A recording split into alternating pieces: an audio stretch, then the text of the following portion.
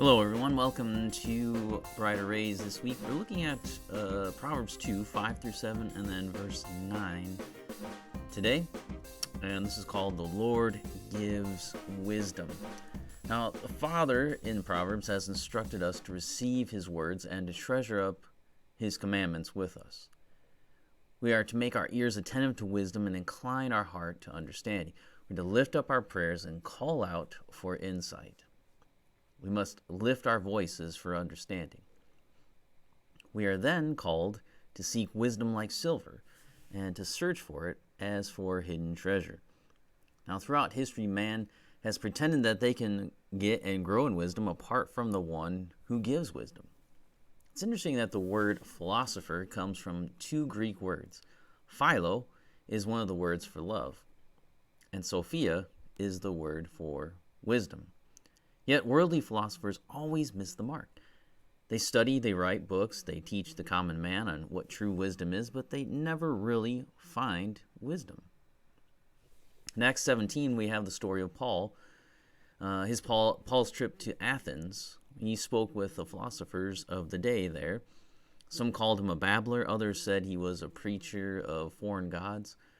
And so they took him to the Areopagus, where the wise, quote unquote, gathered. Luke describes these people as spending their time in nothing except telling or hearing something new. Paul stands before them and teaches them about the Ancient of Days, the creator of the heaven and earth. He preached repentance from ignorance and unrighteousness. He preached the resurrection. In other words, Paul preached true wisdom, wisdom that was not new, but from before time began. See, the problem that the Athenians had is that it is really still the common problem that people have today. They know the true God, but they traded the truth for a lie. They suppress the truth with their own self-deception. Because they reject God, they would never come to know wisdom, because wisdom is connected inseparably to Jesus Christ. Christ is the power of God and the wisdom of God.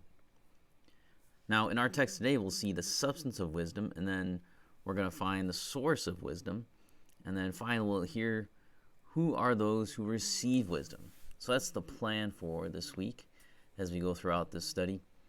And it's interesting. We need to start, Proverbs 1:7, gotta always go back to that. The beginning of wisdom, the beginning of understanding starts with the fear of the Lord. And you have to know who the Lord is in order to fear him.